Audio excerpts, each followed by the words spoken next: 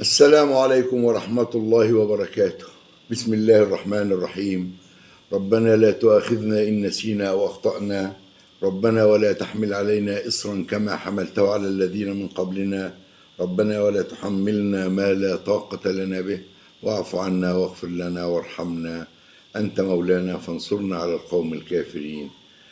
الحمد لله. يعني النهاردة بعد صلاة الفجر صممت أن يكون لنا لقاء اليوم الجمعة. ربنا يجعلها جمعة مباركة عليكم جميعا إن شاء الله، جمعة خير ورزق، وربنا يكرمنا فيها الجمعتين، الجمعة الحالية والجمعة القادمة بإذن الله. نتمنى إن ربنا ينصرنا في الجمعتين.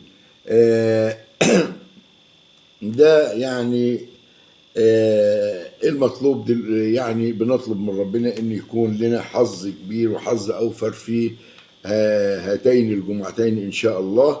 احبائي عشاق نادينا الملكي، عشاق نادي القرن الحقيقي، عشاق نادي الزمالك العظيم، اهلا ومرحبا بكم. معاكم حسين خضر وحلقه جديده بقناتكم حائط صد الزملكاوي. معاكم دايما اطمع في المزيد والمزيد من الاشتراك في القناه، تفعيل الجرس للاخوه اللي بيشرفونا لاول مره، الشير اللايك مهم جدا جدا، صوتي يوصل لاكبر قدر من الناس. ومعانا النهارده الاخبار كثيره جدا ومتعدده جدا، وان شاء الله تسعد كل الزملكاويه باذن الله. كواليس اخر مران للزمالك وفيها اخبار كثيره ومفاجات عديده جدا جدا، والتوصل لاتفاق مع سامسون اكينيولا وورطة بوبنزا وثلاث أجانب على طاولة نادي الزمالك، وأزمة الونش وشبانة المزيف وفتحي قفلها وعبد المنعم واجهة سيئة وصدام جديد للأهلي، وأمور كثيرة جدا سوف نتناولها بالتفصيل إن شاء الله. الزمالك الحمد لله أنهى مرانه الأخير قبل مباراتنا اليوم إن شاء الله مع نادي الشرطة الكيني على استاد القاهرة الساعة 8 مساء، والمباراة إن شاء الله سوف تذاع على قنوات أبو ظبي الرياضية المفتوحة. ده الكلام اللي يعني النهائي يعني. الزمالك أن تدريبه على ملعب مودرن سبورت.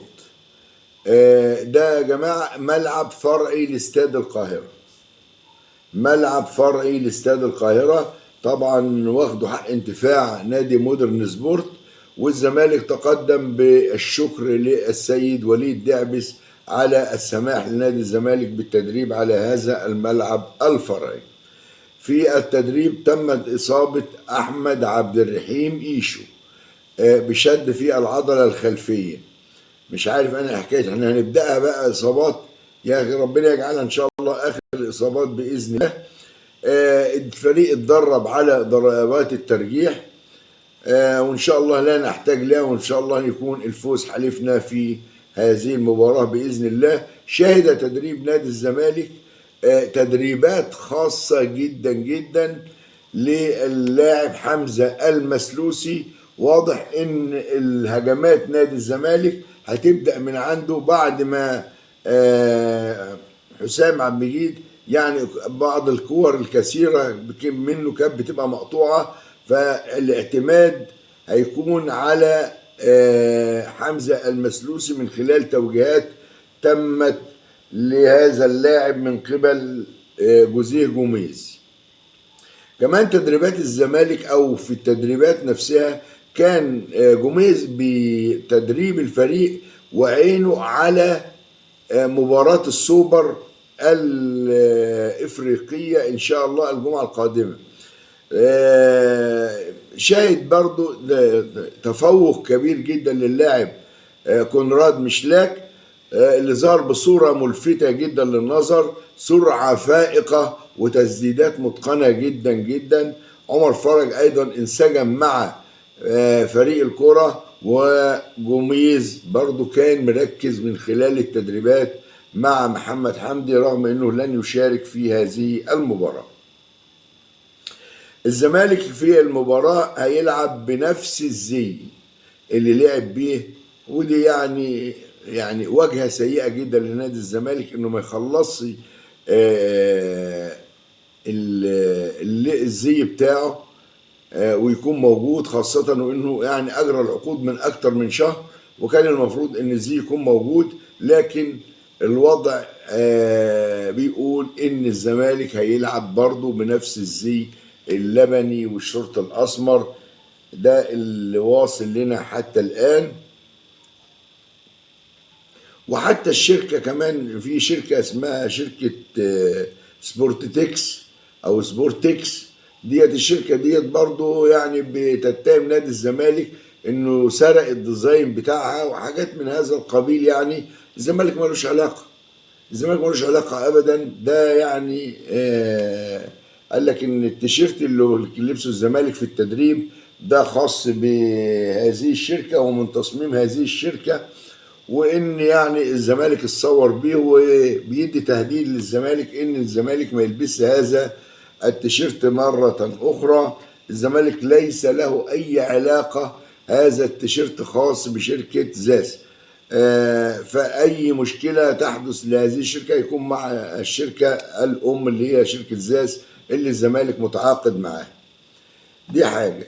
الحاجة التانية، احمد سليمان صرح قال لك انه في هناك زي خاص جدا جدا لمباراة السوبر الافريقية، وهذا الزي سيكون مفاجأة لكل جماهير نادي الزمالك من حيث اللون، من حيث الخامة نفسها. ندعو الله ان يكون هذا الزي مناسب لنادي الزمالك، خاصة وان عبد الواحد سافر واحد اعضاء مجلس الادارة معه الى قطر لاستعجال زي الفريق. المباراة طبعا سوف تقام بدون جماهير، وده ناتج عن آخر مباراة لنا في الكونفدرالية النهائي، وكان القرار بأن الزمالك مباراتين مبعد عن مباراتين بدون جماهير و200,000 دولار تم خصمهم من مكافأة الكونفدرالية. طيب يا جماعة، بس من المسؤول عن هذه العقوبات؟ مجلس إدارة نادي الزمالك مسؤول. ليه؟ لأن أنت من حقك وكان معاك كل الأدلة والبراهين إنك أنت لا علاقة لك بما حدث، لأن الاتحاد الأفريقي كان هو المسؤول عن التنظيم، وكان واجب على نادي الزمالك، وقالوا الكلام دوت ان الزمالك من حقه انه يستأنف على القرار في غضون اسبوع. والزمالك طبعا زي ما انتم عارفين مجلس الاداره كان نايم ما خدش باله، وتم تثبيت العقوبه على نادي الزمالك، في حين ان نادي الزمالك لو كان تقدم في الميعاد المحدد للاستئناف على القرار كان على الاقل كان المباراتين اللي هم بدون جماهير كانوا هيتشالوا اكيد، وكان يكتفوا بالغرامه اذا كان هناك خطا على نادي الزمالك. فالزمالك يعني عقوبه جباره على نادي الزمالك، مباراتين بدون جماهير. طبعا المباراه الثانيه هتكون في دوري المجموعات و200,000 دولار. نروح لعنصر اخر وهو التوصل إلى اتفاق مع سامسون. بدأ يلوح في الأفق تعاون بين أو تقريب في وجهات النظر بين نادي الزمالك وسامسون أكينيولا والوكيل بتاعه، وبخصوص فك الارتباط دون اللجوء إلى المحاكم ودون أي مشاكل. وبدأ يبقى فيه نغمة ان هناك يعني ايه استجابه لطلبات نادي الزمالك وفك كل القيود الماليه بين الزمالك وبين اكينيولا، وان شاء الله يتم فسخ هذا التعاقد والزمالك يفكر فيما هو آت باذن الله. ان شاء الله خلال هذه الساعات القليله القادمه يتم اعلان فسخ التعاقد مع سامسون اكينيولا. طيب ايه اللي هيحصل بعد كده؟ 3 أجانب على طاولة نادي الزمالك. الزمالك سهل جدا ان هو يستقطب احدهم في ساعات يكون هذا اللاعب موجود في نادي الزمالك، خاصة وأن القيد سوف يتم، القيد الأفريقي سوف يتم إغلاقه نهاية هذا الشهر. مين بقى الثلاث لاعبين اللي الزمالك يعني على وشك انه يتعاقد مع احدهم؟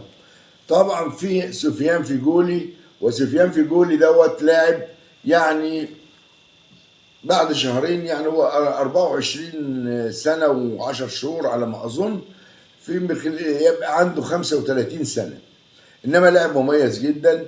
لاعب مع فريقه في تركيا 27 مباراة آخر دوري له، لاعب في المنتخب لحد يناير الماضي، يعني لاعب مؤهل فعلا، ممكن يكون موجود مع نادي الزمالك. الجوميز ما عندوش اعتراض على فيجولي، وان كان يفضل انه يكون مهاجم هجام. فيجولي كمان بيستعجل نادي الزمالك، عايزين يعني الوضع ايه يا جماعه؟ عايزين اذا كان هناك نيه للتعاقد يبقى الامور تتم بمنتهى السرعه. هو كان بياخد 450 ألف دولار خلال العام المنقضي، وممكن يبقى فيه تفاوض مع نادي الزمالك في من يعني المبلغ ما يكونش كبير على نادي الزمالك. ده سفيان فيجولي، اللاعب المهاجم الخطير الهجام، خاصة بعد إن شاء الله ما يتم فسخ التعاقد مع سامسون، هيكون كارلوس ستراندبيرج، اللي هو اللاعب المهاجم السفاح. اعتبره مهاجم سفاح بكل ما تحمله الكلمة من معنى، يعني لاعب يعني أهداف وفيرة جدا جدا. وهذا اللاعب يعني ممكن الزمالك يجيبه على سبيل الإعارة من نادي هايتاي التركي، ويعني ده مطروح أمام الزمالك. في مهاجم تاني من نيجيريا اسمه إسحاق سوكسس، ده نيجيري، وهذا اللاعب لاعب حر، آخر مرحلة له كان بيلعب في نادي أودينيزي الإيطالي. فالزمالك امامه اكتر من لاعب يتم التعاقد معهم يعني تدعيم فريق نادي الزمالك بلاعبين اقوياء، وان شاء الله موسم قوي باذن الله، ويكون الميركاتو خير على نادي الزمالك. اروح بقى لورطة بوبنزا، وبوبنزا من اللاعيبه اللي مميزين جدا اللي الزمالك كان بيستقطبهم خلال هذا الميركاتو، ولكن الكل يعلم ماذا حدث. إنما هناك ورطة كبيرة تواجه أرون بوبنزا للعب لنادي رابط بوخارست. يا محمد، فنادي رابط بوخارست قدامه مشكلة كبيرة جدا جدا بعد ما اتقفلت قدامه الدنيا من كل الوجوه. كان اللي موجود حاليا دلوقتي ايه؟ بعد أزمة البطاقة الدولية كان هناك أزمة تصريح العمل، وتصريح العمل أمر صعب جدا الحصول عليه، لأن هناك عدم تمثيل دبلوماسي بين البلدين، بين الجابون ورومانيا، فلا يوجد أي سفارة أو قنصلية للجابون في رومانيا، ولا قنصلية وسفارة لرومانيا في الجابون، فالتمثيل الدبلوماسي منعدم بين البلدين. وتصريح العمل بقى شيء مهم جدا بعد أزمة البطاقة الدولية. مش قادرين يأيدوه زي ما قلت لكم، لأنه هو مش لاعب حر مقيد في نادي الزمالك، فلازم استقطاب نادي الزمالك، ولازم يبقى في عجاب وساطة لنادي الزمالك عشان خاطر يبعت البطاقة الدولية. وموقف الزمالك موقف عجبني جدا، ان هو يرفض اي وساطات. مش تيجي تطلب لي البطاقة الدولية وتيجي تعرض اموال زهيدة في هذا المجال. طبعا الزمالك رفض، وكل الملف كاملا مع المحامي الايطالي منتظرين ماذا ستسفر عنه الايام القليلة القادمة بخصوص قيده في نادي رابط بوخارست. واعتقد ان حتى قيده هيبقى صعب، ووجوده في رومانيا صعب. حتى موقع جولازو الروماني قال لك فريق رابط يواجه فريق رابط بوخارست يواجه أزمة كبيرة في الحصول على تصريح عمل لبوبنزا حيث لا يوجد تمثيل دبلوماسي. وبعدين بيتعجب من ان ازاي نادي رابط يتم التعاقد مع هذا اللاعب يعني تم فسخ تعاقدهم من امريكا او النادي الامريكي اللي كان بيلعب له، لانه تغيب اسبوعين عن المران، وانه هو مش جاي يلعب في رومانيا، ده جاي يقضي اوقات من المرح والمتعة في رومانيا. واضح ان هذا اللاعب يعني له سجل والله اعلم به، يعني ده على حسب موقع جولازو الروماني. وواضح ان هناك ازمة وورطة كبيرة يتعرض لها هذا اللاعب هارون بوبنزا. هيبقى ايه؟ ما عادش قدامه غير نادي الزمالك هيرجع عليه تاني. الايام سوف تتحدث عن نفسها بخصوص هذا اللاعب اللي اقدم على عملة او فعلة يدفع ثمنها غالي هذه الايام. ازمة الونش. الونش من اللاعبين اللي طبعا الزمالك بيعول عليهم كتير جدا جدا، وده اللي مخلي جوميز نايم ومطمن من ناحية الدفاع يعني عودة محمود حمدي الونش. لكن هناك أزمة تواجه الونش ده تاني صليبي ليه، والراجل خايف يلعب دون استشارة الطبيب المعالج. هو الونش بقاله قد ايه؟ بقاله حوالي اكتر من 7 شهور في هذه الإصابة. اللاعب مصمم ان يروح الطبيب المعالج هو اللي يقرر ماذا سيفعل، هل ينزل تدريبات او تدريبات تأهيلية، الوضع ايه بالنسبة له. وفريق بيقول لك لا، ما هو كده خلاص انهى المراحل التأهيلية وينزل الملعب ويلعب. الراجل خايف لا تعاوده الإصابة مرة أخرى، وبالتالي هو مصمم على إن هو يذهب إلى ألمانيا مرة أخرى. طيب أزمة مالية بتواجه نادي الزمالك في إنه يصفره، وده شيء غريب جدا جدا إن أنا مش لاقي أصفر اللاعب أو أصرف عليه عشان خاطر يروح زي إعادة كشف بقى، ما هو نقول إيه يعني، ويطمن على نفسه. وهناك بعض من رجال الأعمال هيتكفلوا بهذا الموضوع. يعني احنا وصلنا للدرجة دي يا جماعة؟ صعب جدا جدا جدا. أروح لشبانة المزيف. الناس مش عارف كل ما تيجي سيرة نادي القرن بيحصل لها هسهس، وتلاقي دماغهم لسع وتعبهم وبدأوا يفركوا. حاجة غريبة جدا، يعني انت تسرق السرقة ومش عايز حتى يعني نشور عليها كده بعصا العز كده ونقول اللي انتوا سارقينه ده بتاعنا. وتسييف وحاجة صعبة جدا.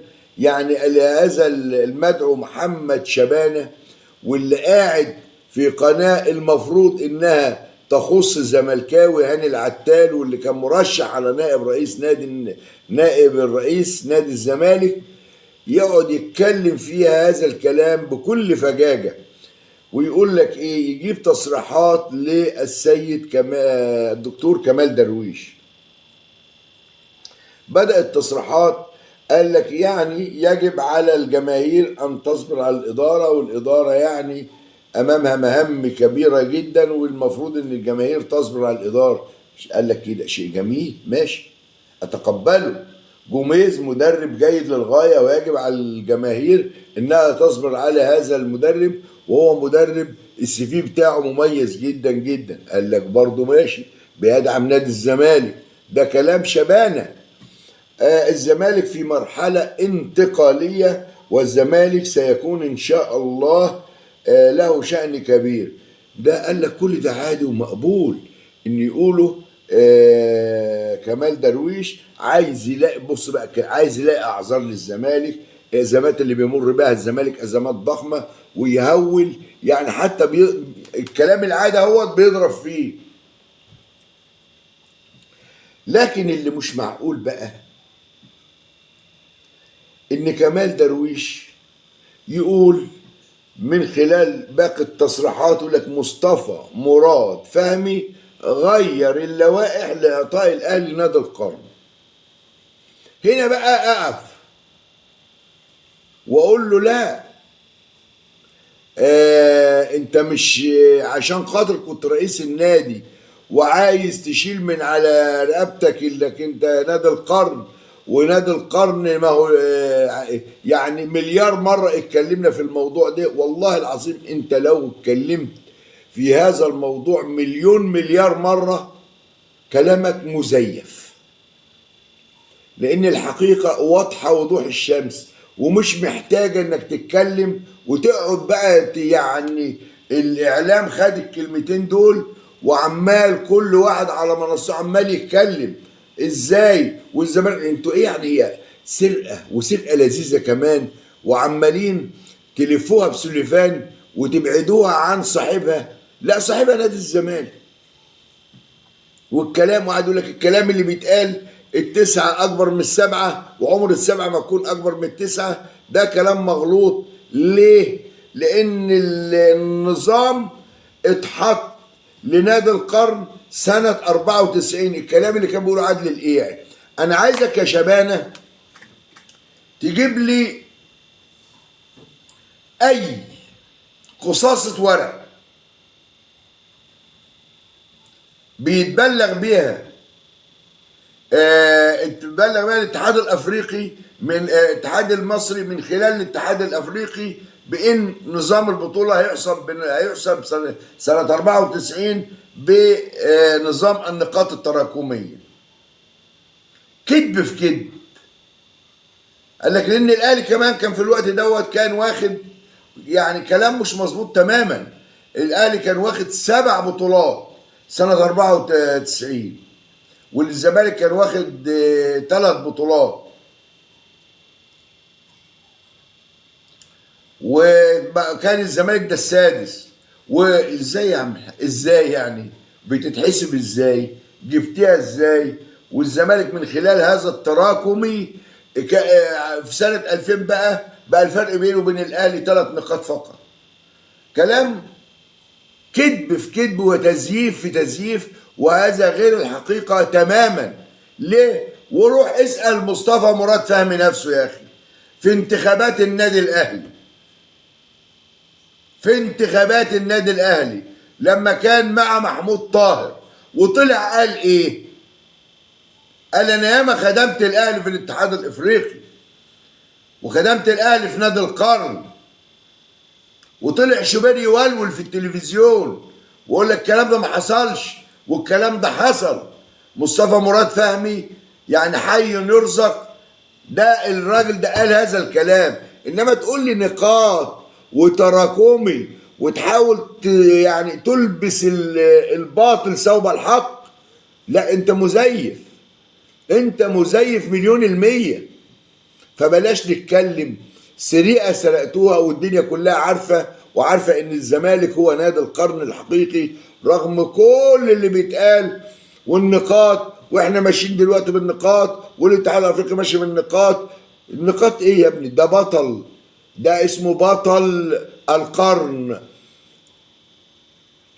ولو حسبتها زي ما انت بتقول كده، زي ما انت بتقول كده بكلمة بسيطة جدا جدا، اقول لك تخيل نادي وصل 20 مرة 10 مرات للنهائي وما خدش الكاس، هيبقى بطل القرن بالنقاط التراكمية بتاعتك دي بدون ان يحصل ولا مرة واحدة على بطولة، ويبقى اسمه بطل من ورق. للناس اللي ما بتفهمش اقول لك اصل واخد نقاط، ده انا وصلت المركز الثالث، وصلت للنهائي، وصلت للدور قبل النهائي، وصلت مش عارف ايه، اخد نقاط كذا واخد نقاط كذا، ويقعد يلم نقاط ويبقى بطل القرن في النقاط يا شباب. هيبقى بطل القرن في النقاط، مش في اسمه بطل القرن، يبقى بطل في البطولات مش بطل في النقاط. كفايه تزييف بقى، وقاعد يرتع في قناه. المفروض ان واحد زملكاوي اللي هو انا على التاني، والمفروض ان هو حتى كمان مزيف يقول لك انا زملكاوي. يعني كل شيء في هذه القناه مزيف. اروح بقى لفتح اللي قفلها. الاخ مصطفى فتحي، واضح ان مرتضى منصور كان عنده حق ان يمشيك من الزمالك. مليون المية، يبقى فاضل لك 6 شهور وياخد فيك $1,000,000 احسن منك. انك انت تطلع بهذا التصريح يعني السيء جدا جدا جدا. حد كان يعرف مصطفى فتحي؟ حد في مصر كان يعرف مصطفى فتحي؟ مين اللي عمل اسم مصطفى فتحي؟ مين اللي ربى مصطفى فتحي؟ مين اللي خلاه سوبر ستار؟ هو نادي الزمالك. اما يجي مذيع يسأله توقعاتك ايه لمباراة القمة بين الزمالك والاهلي، مين اللي هيكسب؟ يرد عليه يقول له لا والله انا ماليش دعوة، المباراة ما تهمنيش وما تخصنيش. تخيل. في ردود كتير جدا لو انت عايز تهرب من السؤال، في ردود كتير جدا جدا، انما انت تجاوب بهذا المنطق، لا والله. والله العظيم خساره فيك لقمه العيش داخل نادي الزمالك. ده الواحد كان بيحبك يا اخي بطريقه، اقسم بالله ده انا كنت بشجعك حتى وانت بتلعب في بيراميدز. انما انت لا تستحق، والله العظيم لا تستحق.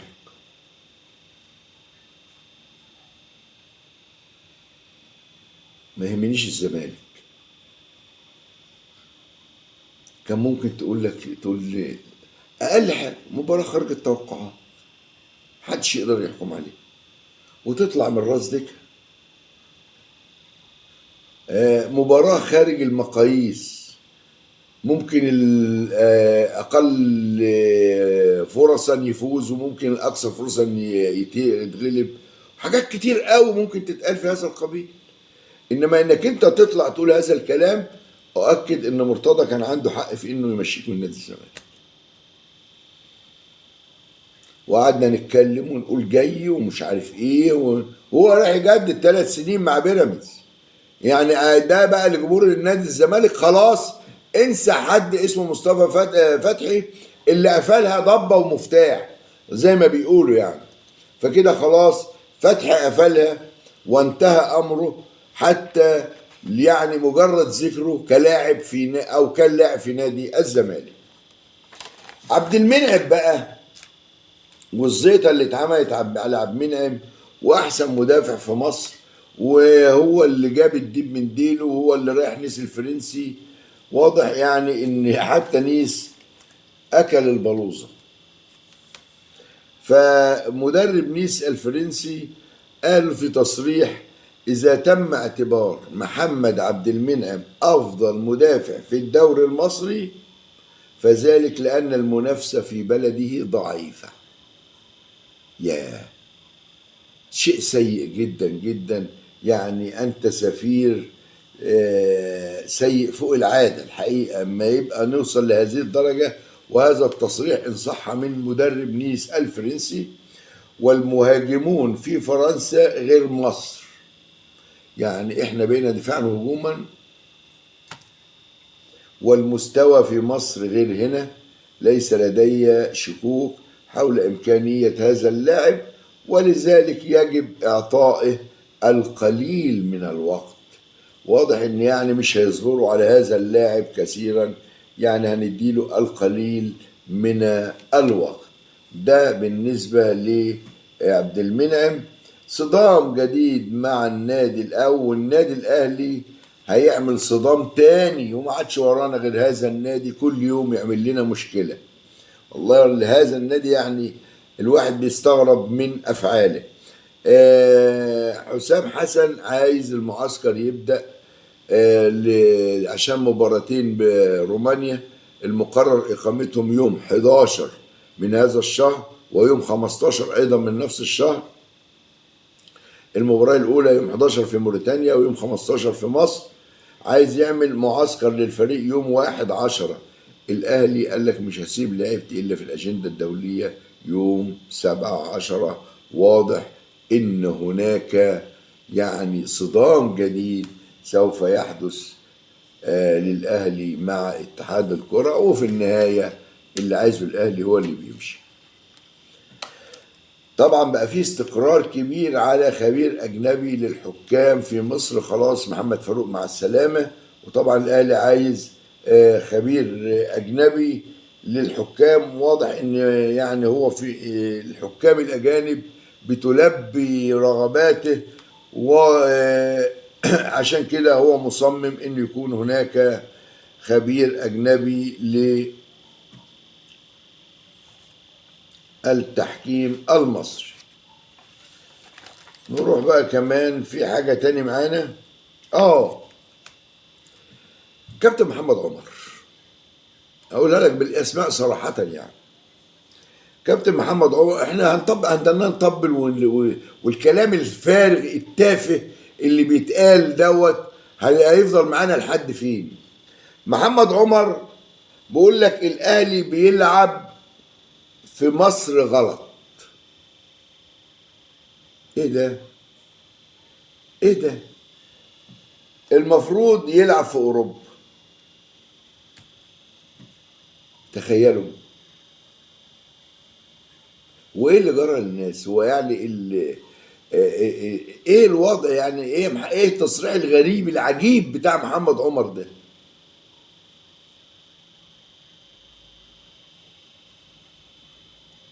مش عارف.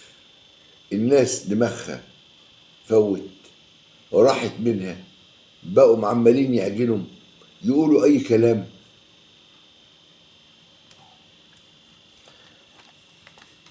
مش عايز اغلط.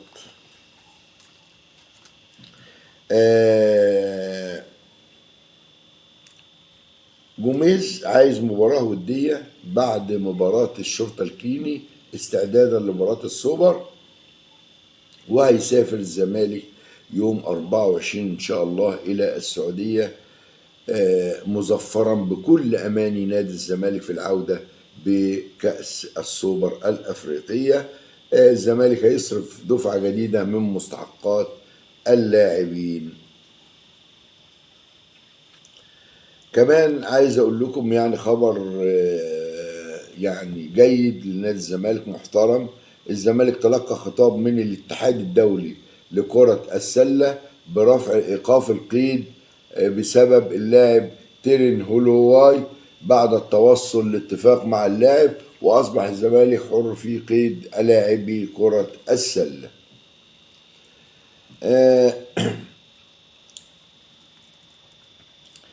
سيدي نضاي يعني مرشح بقوة للإعارة لنادي حرس الحدود.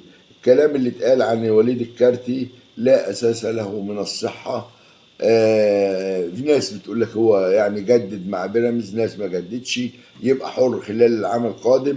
ننتظر ونرى. إنما كلام عن دلوقتي عن وليد الكارتي كلام سابق لأوانه بكتير أوي أوي أوي أوي.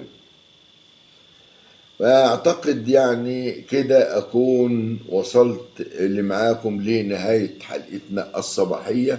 أرجو أن تنال إعجابكم إن شاء الله، وما تنسوش الاشتراك في القناة وتفعيل الجرس واللايك والشير، وأترككم في رعاية الله وعونه، والسلام عليكم ورحمة الله وبركاته.